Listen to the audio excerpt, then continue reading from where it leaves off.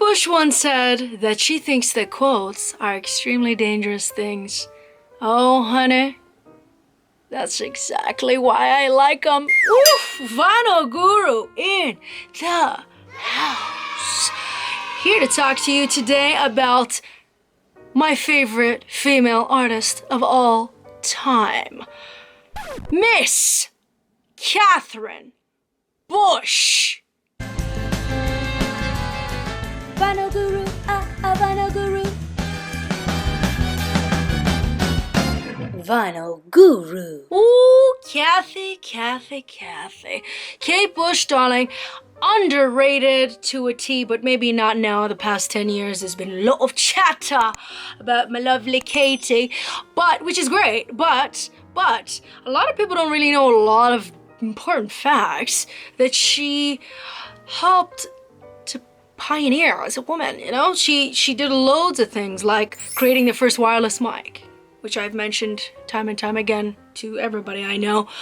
Creating the wireless mic, I mean, every pop artist uses that still, you know, think about it. Creating a wireless mic, being one of the first to have a #1 single written and produced, you know, as a female in the UK, having the first #1 album as well, as a female artist, written and produced as well. So, first album, first song, wireless mics. Oh my gosh, that alone means like, damn, the video's done. Favorite female artist of all time, no contest. No contest. But how did I get into her, darling? Well, I was always looking for a female counterpart to Bowie. I really loved Bowie and just wanted to just have a king and a queen at the throne, you know? So, of course, when I discovered her on this album, woo! Never. Forever. Just look at that. Amazing. I always wanted to do that. You know? You want to call me crazy? Oh, yeah? You want to call me batshit? Oh, you want to think again? Anyway, I always wanted to find it, and I finally did. You know, and I was lucky. I found her young, dear. So I had all my life to enjoy her. But let's get into it, dear.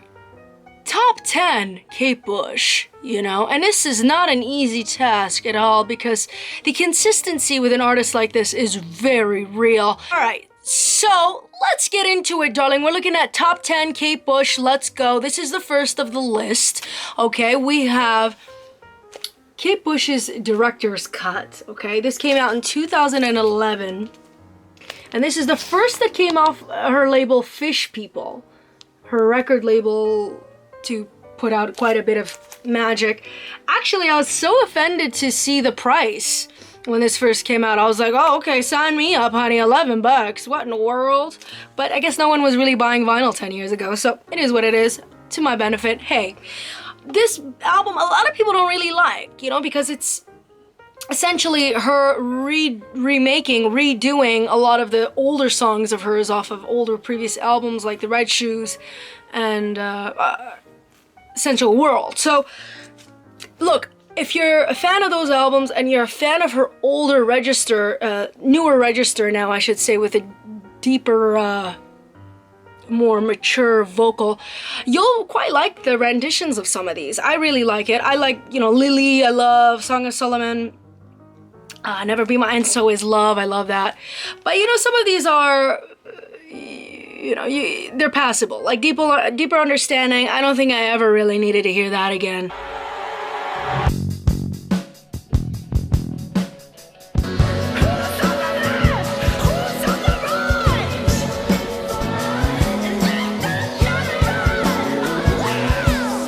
So number 9 is gonna be an album I just simply adore. It's probably my favorite winter album of all time. But before we get into it, okay, she put out 2 albums in the same year. You don't understand how weird that is for any Kate Bush fan, because we get an album like maybe once every 8 years. if that. You know, you're lucky to get anything from her because you didn't even know if she's a hologram at this point. You know, you just don't know what's going on. Is she real? What is this? So to get 2 albums from her was like, it was a total party for us in 2011. When this came out, honey, this is the second album that came out on her record label, Fish People. But this is 50 Words for Snow, my dear. Probably my favorite winter album, like I said, of all time, because it's a concept record catered to the winter era, darling. And some songs on here are just phenomenal. There's 2 songs on here that are like over 10 minutes. This is Lake Tahoe, this is 11 minutes long.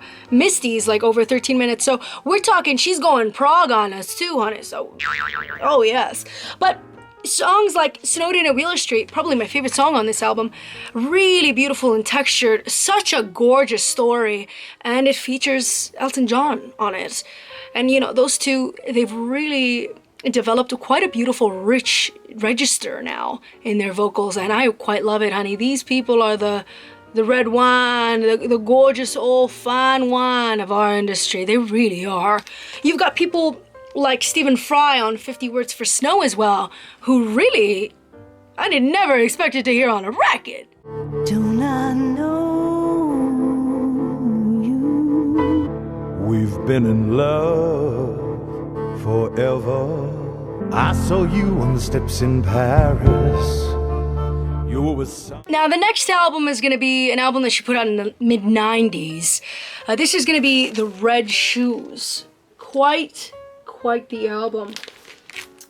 Not too beloved by the fans, but I love it. I mean, it's got some really beautiful songs on here. But the thing is that it's a really tough time for Kate, as she lost her favorite guitar player, Alan Murphy. She lost her huge relationship with her bassist, Del Palmer, at the time. And, I mean, she even lost her mother the year before this. So it was a really, really tough time for Kate to feel any oomph, you know? And I totally get it, dear. But at the same time, too, it also harbored such interesting songs as well. I mean, I quite love some of these songs, like Why Should I Love You? Really beautiful. And So Is Love. Lily is such a gorgeous record. And Top of the City. It's really gorgeous songs on here. The B-sides are the ones to look for on this record. Not the singles that she released on this, like Rubber Band Girl and Eat the Music and all that is fine, but I really quite love the deeper cuts. It's alright, I'll come round when you're not in. Yes, he is very good looking. There's just one problem. Okay, so the next album came out 12 years after The Red Shoes. You see, this is what I mean about Kate. You understanding now? A little bit more. Yeah, serious stuff. Anyways, this is Ariel. Came out in 2005, dear. This is, you know, she doesn't really start to feature pictures of herself anymore, I'm noticing. She's, you know, since The Red Shoes, she just didn't care. You know, she tried to make it more about the music, which I love. She's always been that way. She's always done it her own way. It's what we love about her, you know? But this is a double album. It's the only double album she's ever done, but it's a Sea of Honey and a Sky of Honey. Gorgeous. Gorgeous. Sky of Honey is just something else, dear. But that being said, I mean, there's some great stuff on here. She's got King of the Mountain. It's a record, you know, it's a kind of a nod to Elvis, which is fabulous. What nerd does a song about pie? We love you. We love you. Anyways, How to Be Invisible. I mean, gorgeous. Joni. This is gorgeous stuff. But this over here, the second half is wow. Sheer poetry. I mean, first off, this is it's just like a sonic template to the sound of what a blackbird sounds like. You know, the waveform of the blackbird, which I found really beautiful. But the album, I mean, it features really interesting, takes from really interesting places. You know, you've got folk and classical, reggae sounding, flamenco sounding vibes in this. You got really interesting stuff. Let me show you, dear.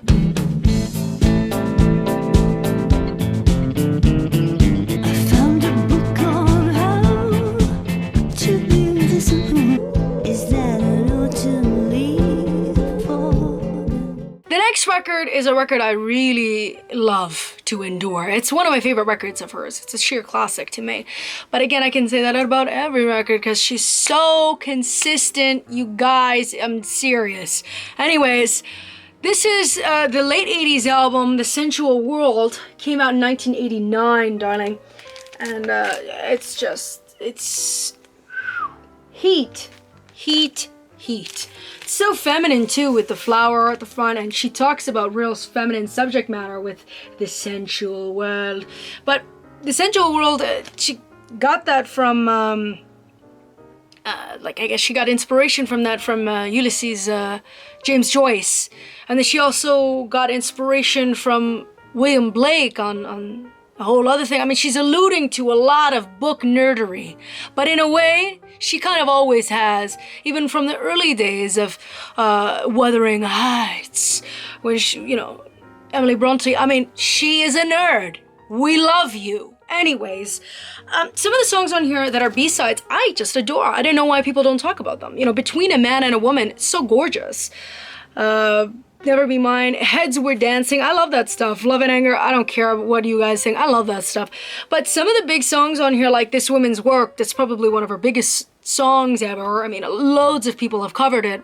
So feminine, so interesting, so real, But so much great stuff. Rocket's Tale is probably one of my favorites. It features gorgeous Bulgarian, the trio Bulgarica. Okay, and they're so good, She got these vocalists to really use their instrument in a really playful and melodic way, and you'll see what I mean here, dear.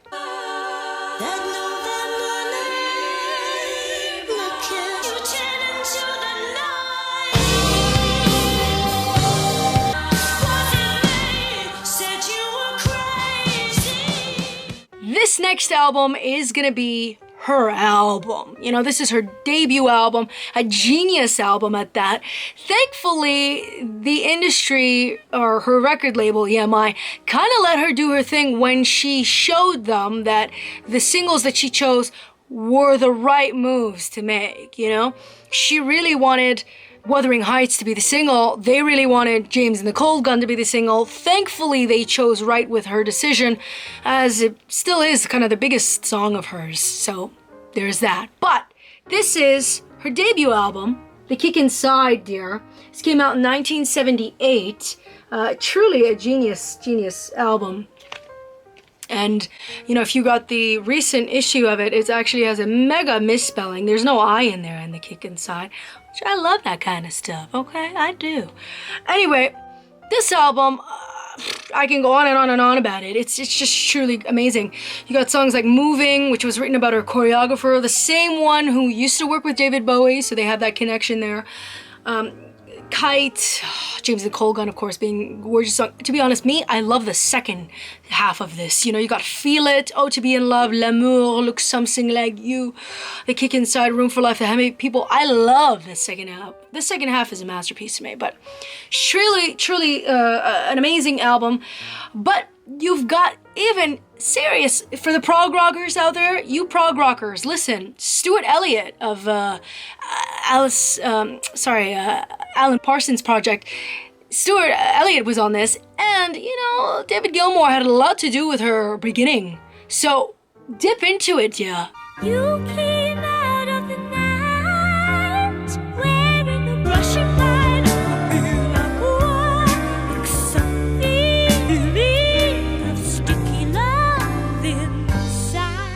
The next album we're going to talk about here is her second album, an album I truly adore, which I'll never understand why she hates so much, but this is her second album, Lionheart.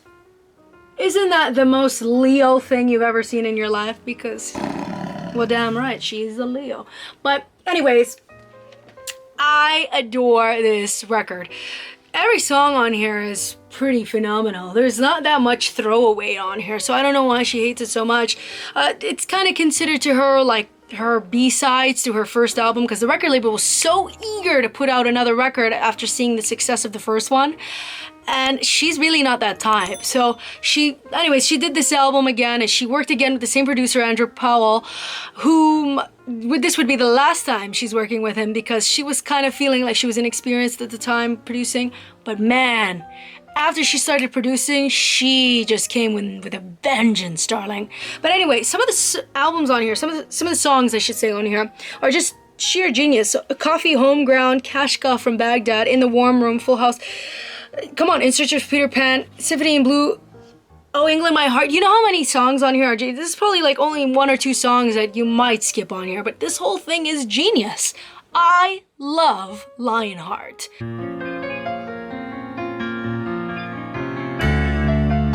Imagination sets in, then all the voices. So the next album we're going to talk about is considered her masterpiece, okay? I love this album. It's great. It's a concept record. Again, I'm a big fan of concept records, and she's somebody who really harnessed them well, darling, because she was a storyteller. But this album, it'll enwrap you, sweetie, yes. This is her album, Hounds of Love. Came out in '85, dear. This is a picture of her dogs and her. Oh yes, oh yes. This is another album where it has 2 sides, 2 really interesting sides. Hounds of Love, the more commercial side, I guess you could say, the full-on A side, and the Ninth Wave being a concept record, you know, being stranded at sea, so to speak, being drifted alone at sea at night. Oof. You know, with songs like Waking the Witch, Under Ice, you know, the jig of life is just so gorgeous. But anyways, dear, gorgeous, honey, let's talk, okay? Because she, in the song Hounds of Love, okay, she references Night of the Demon. Oh, she loves film too. Oh, did I forget to tell you she's a nerd? Oh yeah, she's a total nerd. Hello, lady. Never say goodbye to my part of your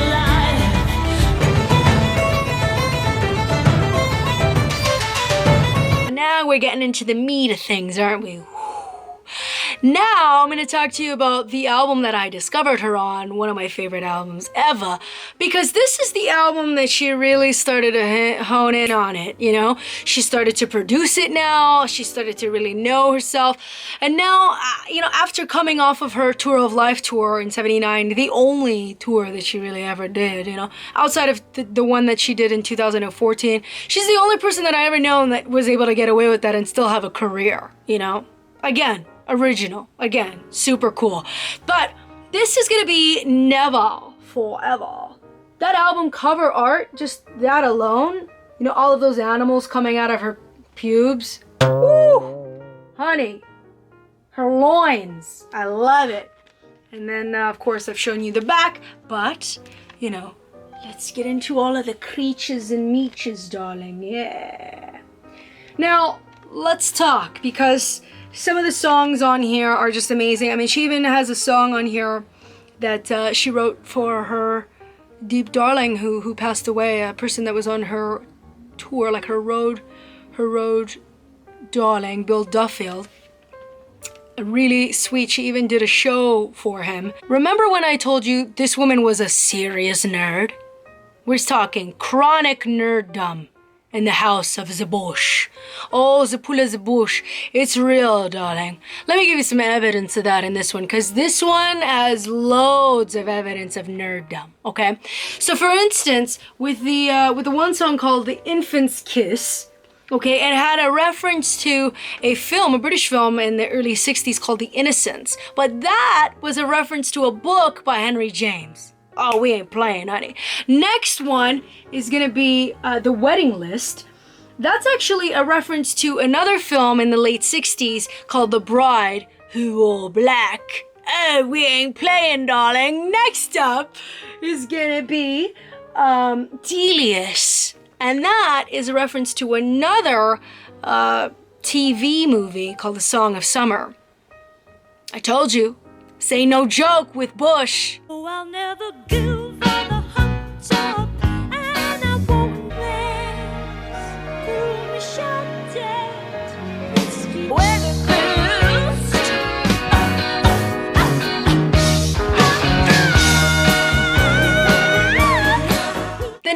album is my favorite album of hers. I'm not the only one that thinks that. She loves it too, dear. But unfortunately, all of the other people involved hate it. You know, her label obviously hates it because it was the least selling album. The critics didn't like it because it was too experimental. There was too much going on. But I just adored it. You know, this is, of course, her 1982 The Dreaming, darling. A true masterpiece. This is when she really let loose, dear. This is God sent to a consumer hearing the sheer reins of an artist just letting loose. You know, this is the album, dear. Especially because, you know, the Never Forever was a great album that she did produce, but she co-produced it with John Kelly. She didn't fully produce it yet. So this is when she really started to rein in on who she was, what she wanted. Started playing around with weird sonic templates like didgeridoos and mandolins and super bizarre time signatures. I mean, it's everything you ever really wanted to hear, okay? As a weird nerd, of course. But this is just amazing. I mean, Night of the Swallow is just gorgeous. Gorgeous. Get Out of My House is like, you know, pull out the pin, there goes the tenor. This is just, I love it. I love it.